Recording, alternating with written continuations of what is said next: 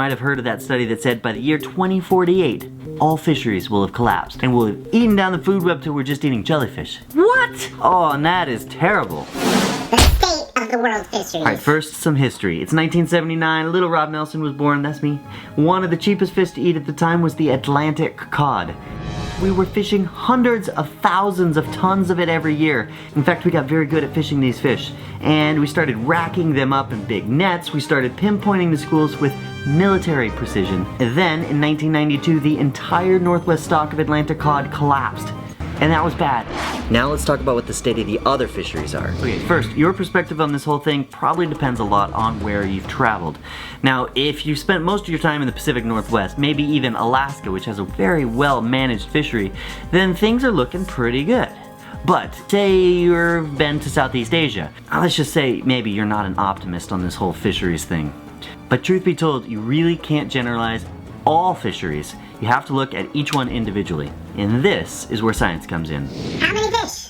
First, you gotta figure out how many fish are in an area. And that's so you can figure out if the fish are increasing or decreasing.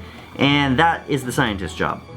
They look at how fast the fish grows, how long it lives, when it reproduces, what's its reproductive capacity. And then they give recommendations on how many fish you should take. They're figuring out maximum sustainable yield. And this is the maximum amount of a particular fish that you can take out of the ocean every year.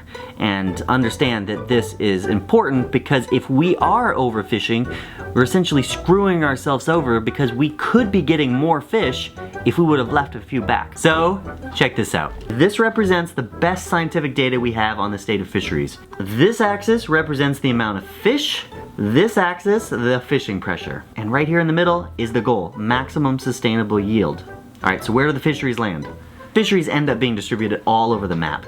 But if you were to take an average, it's right about here. And to look at the positive, it is actually close to sustainable yield, but it is actually still just a little bit overfished.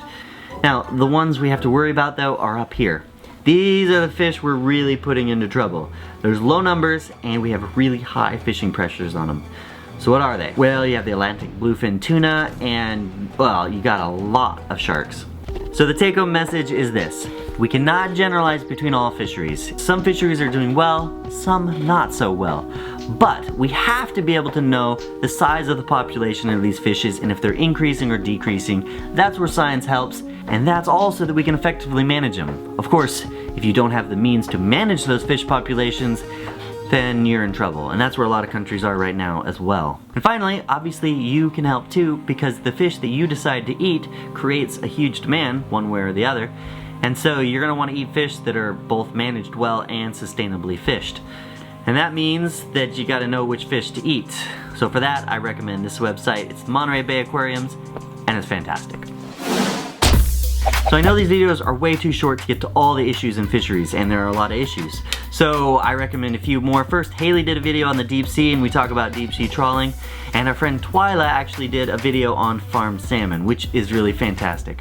Okay, remember, subscribe to our new channel right here, and stay tuned for videos every single week.